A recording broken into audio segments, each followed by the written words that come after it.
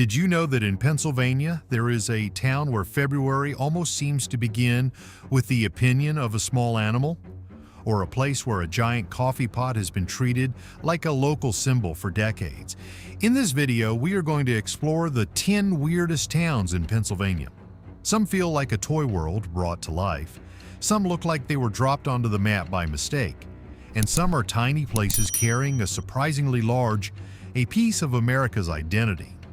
Every town on this list has its own story, and the most interesting part is that no two places are weird in quite the same way. Number 10. Punxsutawney. Punxsutawney is weird in the most American way possible. This is a small Pennsylvania town that basically looked at a groundhog and said, yes, this should absolutely be our meteorologist. Every year on February 2nd, the whole place turns its attention to one furry little celebrity named Punxsutawney Phil. Before sunrise, people pack into Gobbler's Knob, bundled up in the cold, waiting to see whether Phil will predict 6 more weeks of winter or an early spring. And this is not some tiny roadside stunt that lasts 5 minutes and disappears. The week around Groundhog Day comes with banquets, parties, public events, and crowds that roll in from all over. For one stretch of winter, this town stops feeling like a normal town and starts feeling like a stage built for one woodland animal. That is what makes Punxsutawney so strange. The weird part is not just that a groundhog predicts the weather. The weird part is that an old folk ritual became the town's whole identity. The roots go back to European tradition where people used Candlemas and the behavior of animals to guess how much winter was left. German immigrants brought that custom to Pennsylvania, swapped the hedgehog for a groundhog, and over time, Punxsutawney turned Phil into the official prophet of the season.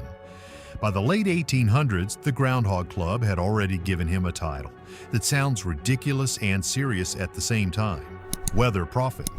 And here is where the story gets even better.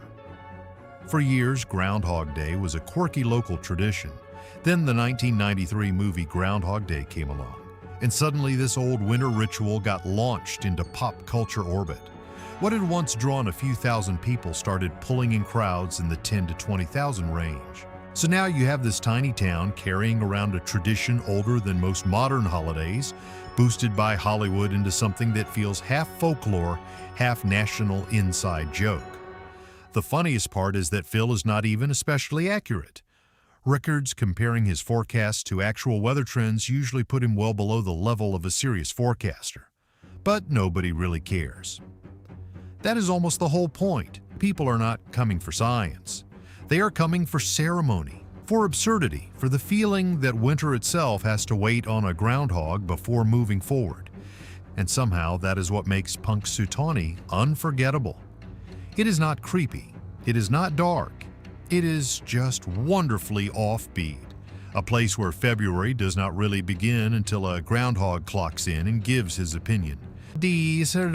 Number 9. Mount Jewett.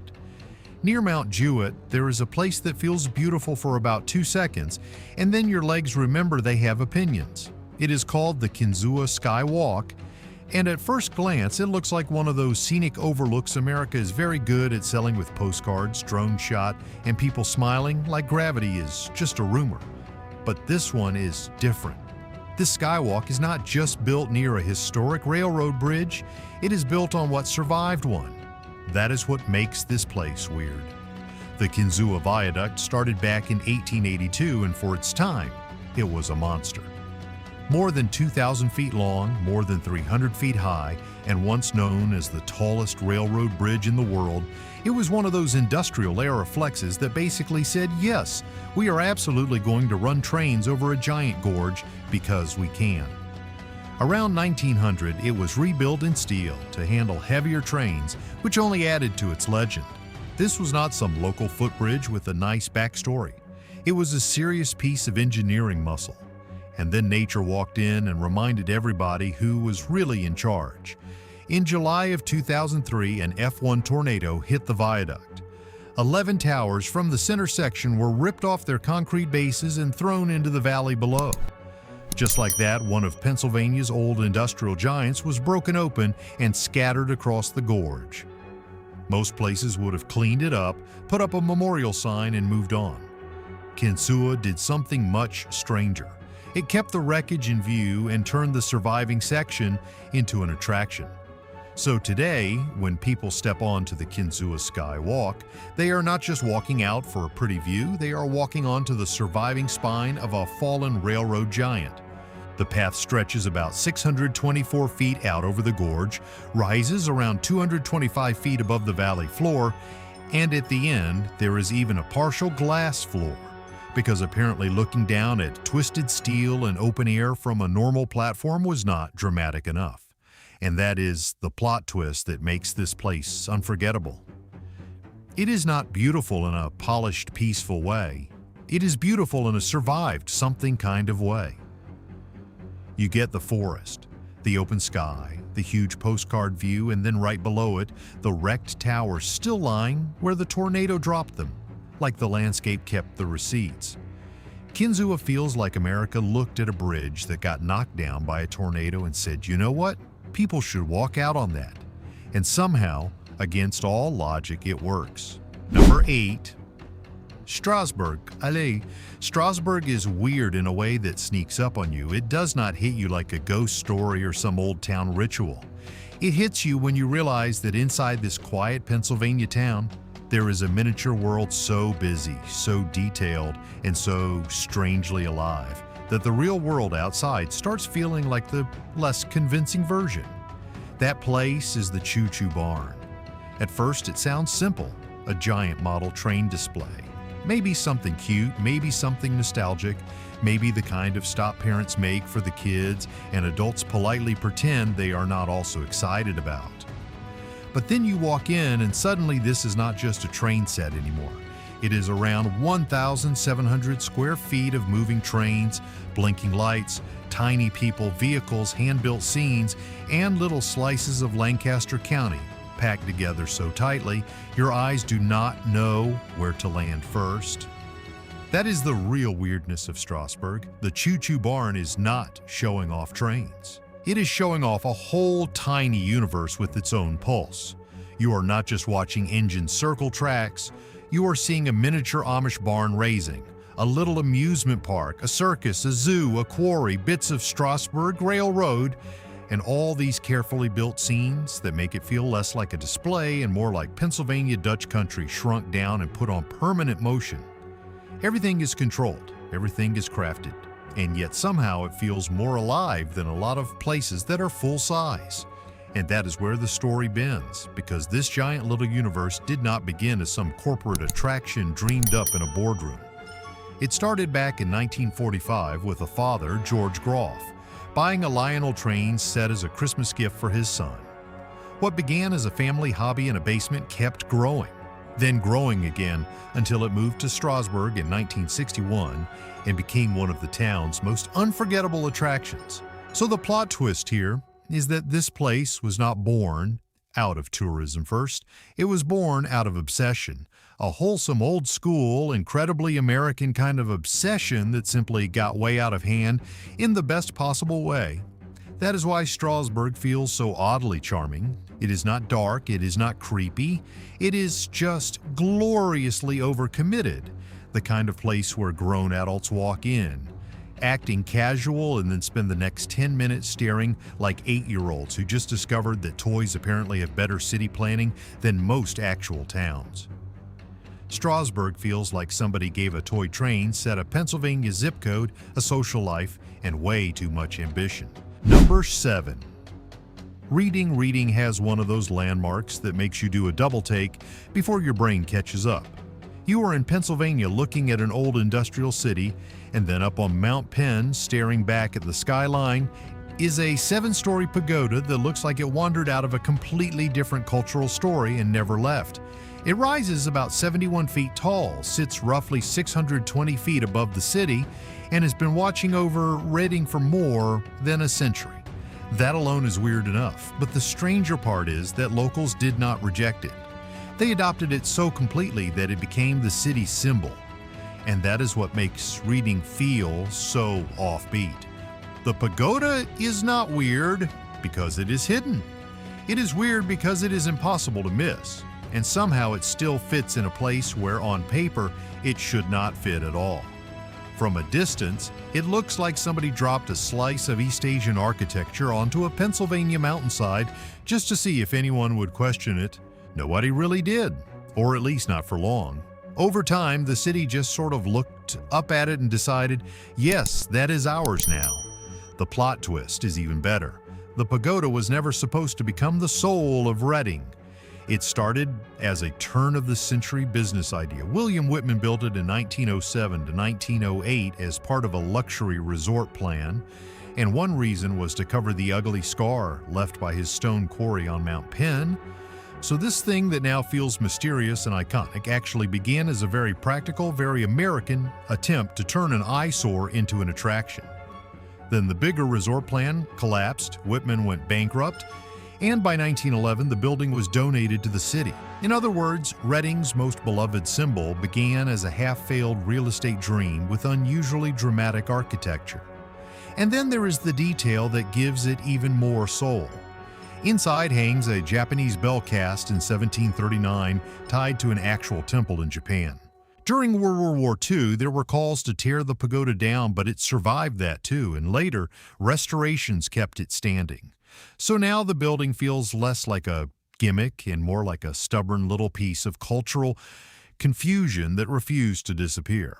That is why reading sticks with people. The pagoda looks like a building whose cultural GPS took a wrong turn, landed in Reading, and somehow became the most loyal resident in town. Number 6. Bedford. Bedford has the kind of weird landmark that makes you smile before you even fully process what you are looking at. Right along one of America's great old road corridors, there sits a building shaped like a giant coffee pot, as if somebody in 1927 looked at normal architecture and decided that was simply not ambitious enough. The coffee pot stands about 18 feet tall, and from the start, it was never trying to be elegant. It was trying to do one thing really well: make passing drivers hit the brakes and say, "Hold on, is that a diner inside a kitchen appliance?" And honestly, that is exactly what makes Bedford so strange. The coffee pot was built along the Lincoln Highway by Albert Coons, right beside his service station back when the automobile was changing the country and roadside businesses had to fight for attention. Today, we are used to giant signs and glowing logos, but back then, some owners went a little more theatrical. They did not just advertise the business, they turned the whole building into the advertisement. So Bedford ended up with a lunch spot that looked like caffeine itself had bought real estate. That is the deeper weirdness here. The coffee pot is not just funny because it is oversized. It is funny because it is a surviving piece of early car culture from a time when the road was new, competition was fierce, and subtlety basically had no chance. Picture it in its early days. You are driving down the Lincoln Highway, surrounded by miles of road, and then suddenly, off to the side, there is a giant coffee pot waiting for you like America's least subtle invitation to stop for lunch. And the story gets better. This was never just some novelty prop. Over the years, it actually lived a real roadside life. It served food, later became a bar, and even had a hotel behind it. It kept adapting while stubbornly holding on to that ridiculous shape. But then came the twist. After decades of use, it fell into bad condition, sat closed, sagged, and came dangerously close to disappearing for good. That easily could have been the end of the story. Instead, the community stepped in. In 2003, the Bedford County Fair Association bought it for a symbolic $1, and restoration money helped move and preserve it. By 2005, the same giant coffee pot that once looked like a roadside gag ended up on the National Register of Historic Places. That is why Bedford sticks with people. The coffee pot looks like roadside America had too much energy in 1927 and decided architecture should start advertising before you even parked. But somehow, over time, the joke stopped being a joke. In Bedford, a giant coffee pot quietly became local royalty. Number 5. Smicksburg is weird in a much quieter way than the towns we've covered so far. It does not hit you with a giant landmark, a dramatic view, or some bizarre roadside stunt. Its weirdness is slower than that. It sits in the rhythm of the place. Smicksburg is a tiny borough in Pennsylvania, small enough that on paper it barely feels like it should carry much weight at all. But around it is a large Amish community that grew in the early 1960s and helped turn this little place into something that feels much bigger, much older, and much more separate from modern life than you expect. That is the first strange thing. The town itself is tiny. The cultural gravity around it is not. You come here and it does not feel like one attraction. It feels like a pocket world. There are quilt shops, bakeries, handmade furniture stores, antiques, general stores, Pennsylvania Dutch foods, and all the quiet details that make a place feel less mass-produced and more handmade in the deepest sense. It is the kind of town where the pace changes before anyone has to tell you it changed. You notice it in the goods, in the storefronts, in the way the place seems to value patience more than speed. And when Amish buggies share the same roads as cars, the effect gets even stronger. It starts to feel like modern America came through here, slowed down, and then decided not to push too hard. That is the real weirdness of Smicksburg. It is not just that Amish families live nearby, it is that their presence helped shape the entire experience of the town. What could have been just another tiny Pennsylvania stop instead became a place where the local identity feels tied to a different tempo, a different set of values, and a different idea of what daily life is supposed to look like. And here is the twist that makes Smicksburg more than just a cute shopping stop. At first glance, it can seem like a charming little Amish tourism town, the kind of place people visit for crafts and baked goods and then move on. But the deeper story is scale. The borough itself is tiny, yet the surrounding settlement grew into one of the larger Amish communities in Pennsylvania. So this is not a stage set built for visitors. It is not pretending. The culture here is not decorative. It is rooted, established, and large enough to shape the whole atmosphere of the region. That is why Smicksburg sticks with people. It is not frozen in time exactly. It is still alive, still working, still trading, still moving. It just moves by a different clock. Smicksburg feels like modern America showed up, knocked politely, and then realized this town was already doing just fine without the upgrade. Number 4, Ephratam. Ephratam is weird in a way that does not hit you all at once. There is no giant coffee pot here, no dramatic skywalk, no goofy local mascot. What makes this place strange is much deeper than that.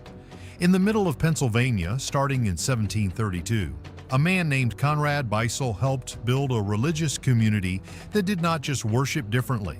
It lived differently, slept differently, ate differently, sang differently, and seemed to organize daily life as if the outside world was mostly a distraction. That is what makes Ephratam Cloister so unsettling and fascinating at the same time. This was not just a church or a quiet settlement. It was a whole spiritual system turned into a physical place. There were brothers, sisters, and married householders around them, all tied into a community that tried to separate itself from ordinary life and move closer to God through discipline, sacrifice, and routine. At its height in the 1740s and 1750s, the settlement had close to 300 people, including around 80 celibate members living in a semi-monastic way. And the details are where it starts to feel almost unreal. The single members slept on narrow wooden benches, sometimes only about 15 inches wide, using wooden blocks as pillows. They slept very little. They woke in the middle of the night for prayer. Their meals were small and plain.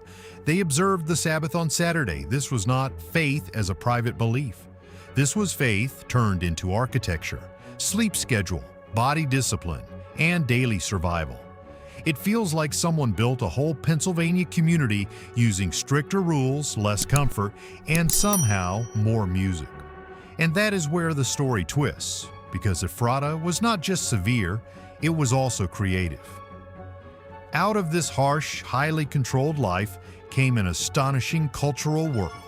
The community became known for its distinctive Germanic buildings, its illuminated manuscript art, its printing press, and especially its music. Visitors were struck by the sound. Beasel himself is credited with composing roughly 1,000 four-part hymns, and the community's musical style was described as haunting and unlike much of colonial America. They also printed Martyr's Mirror, one of the largest books printed in colonial America. So this was not just a place that rejected the world, it was a place that built its own version of one. That is why Ephratam stays with people. It is not flashy, it is not cute. It is the kind of weird that lingers in your head after you leave. Ephratam feels like a place where ordinary life was treated like a distraction and even sleep had to earn its keep. And somehow that strange rhythm is still there, in the buildings, in the silence, and in the memory of a community that once chose to live as if the rest of the world could wait. Number 3. Lititz is weird in a very quiet, very specific way. Nothing here jumps out like a giant coffee pot or a mountaintop pagoda. At first, it just feels like a beautiful small Pennsylvania town, the kind of place that looks polished, historic, and a little too pleasant to be strange. And then you realize this tiny place carries two identities that really should not fit together as neatly as they do. Lititz has deep Moravian roots, with all the calm, order, and old-world seriousness that comes with that history, but it is also the town that claims one of the most unexpectedly important titles in American snack history. This is where the Julius Sturgis Pretzel Bakery opened in 1861, and it is still presented as America's first commercial pretzel bakery. And that is where Lititz starts to feel wonderfully off balance. Because on one hand, you have the town's older Moravian identity with its religious heritage, its historic buildings, its sense of community, and that very controlled, very dignified small-town atmosphere. On the other hand, you have pretzels. Not as a side note, not as a cute local gimmick, but as a real part of the town's identity. Visitors do not just pass through and buy a bag on the way out. They tour the old bakery. They learn to twist pretzels by hand. They stand inside a 19th century space and watch one of America's most familiar snacks get treated like heritage. That is the real weirdness of Lititz. It is a small, elegant town with the energy of a historic religious community, and somehow it also ended up as a kind of unofficial homeland for the pretzel. And the plot twist makes it even better. At first, it sounds like one of those tourist town stories every place wants to tell about itself. But the more you look at it, the more it feels legitimate. The bakery really does anchor part of Lititz's identity, and the town itself leans into that history. So this is not just a charming place that happens to sell pretzels. This is a town whose cultural footprint reaches way beyond its size because it is tied to something almost everyone in America recognizes instantly. That is what makes Lititz so memorable. It does not force its weirdness on you, it lets you discover it slowly. A quiet town with Moravian roots, historic streets, and the oddly powerful claim that one of America's most iconic twisted snacks basically began here. Lititz feels like a quiet Moravian town that accidentally became the spiritual headquarters of the pretzel. Number 2. New Hope. New Hope is weird for a reason you cannot spot in one building, one statue, or one old local legend. Its weirdness is bigger than that. It comes from the feeling that this town's cultural identity somehow outgrew the town itself. On the map, New Hope is just a small riverside town along the Delaware. In real life, it feels much larger. It has the kind of social presence most places its size never come close to building. That is what makes it stand out. A lot of small towns are proud of being charming. New Hope went further. Over time, it became known as a place with a strong, visible, long-rooted LGBTQ community, and that changed the whole energy of the town. This is not the kind of place where acceptance feels like a recent marketing choice. It feels built in. It feels lived in. It feels like the town grew into a home for people who wanted beauty, openness, and a little room to breathe. And then there is the image that makes all of this hit at once. Every year, Pride Fest brings New Hope and Lambertville together across the bridge between Pennsylvania and New Jersey. What is usually just a small-town crossing turns into a moving line of flags, music, color, and thousands of people. More than 15,000 show up. That is when the scale of New Hope starts to feel genuinely strange, because you are no longer looking at a cute little river town with a welcoming vibe. You are looking at a place whose cultural gravity is strong enough to pull in a regional crowd and turn two small towns into one shared stage, and the deeper you look, the more that feeling makes sense. The New Hope and Lambertville area has long been tied to art, self-expression, and a sense of refuge for people who did not always feel that elsewhere. That history goes back decades. So what you see now is not some polished identity built overnight. It is something that had time to settle in, grow roots, and become part of how the place understands itself. That is why New Hope stays with people. It is not strange because it tries too hard. It is strange because it proves a tiny town can hold a social identity far bigger than its own borders. It can be scenic and artsy, yes, but it can also feel like a symbol. New Hope looks like the kind of place where the town limits stayed tiny, but the social energy absolutely did not. Number 1. Harmony. Harmony is weird because it did not really begin as a town in the normal sense. It began as a serious attempt to redesign human life from the ground up. In 1804, a group of German religious settlers known as the Harmonists arrived in western Pennsylvania looking for religious freedom. Within less than a decade, they built a remarkably organized community with around 1,000 members, farmed roughly 2,000 acres, and put up well over 100 buildings before leaving in 1814. That already sounds less like a normal town story and more like somebody tried to build an alternate version of society and somehow got surprisingly far with it. And that is the real weirdness of Harmony. These people did not come here just to settle down. They came here to live by a completely different system. Property was held in common, labor was shared. Religious life was not just one part of the day, it was the structure of the whole day. The Harmony Society formally organized in 1805, and members placed their goods into a common fund, trying to build a disciplined, spiritually purified community instead of an ordinary frontier town.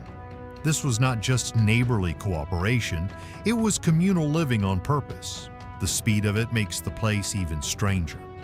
According to Harmony's official local history, in 1805 alone they cleared about 150 acres and built around 50 houses, a grist mill, a large barn, and shops. George Rapp and his followers were not slowly growing into a village. They were constructing one with the urgency of people who believed they were building something bigger than homes and roads.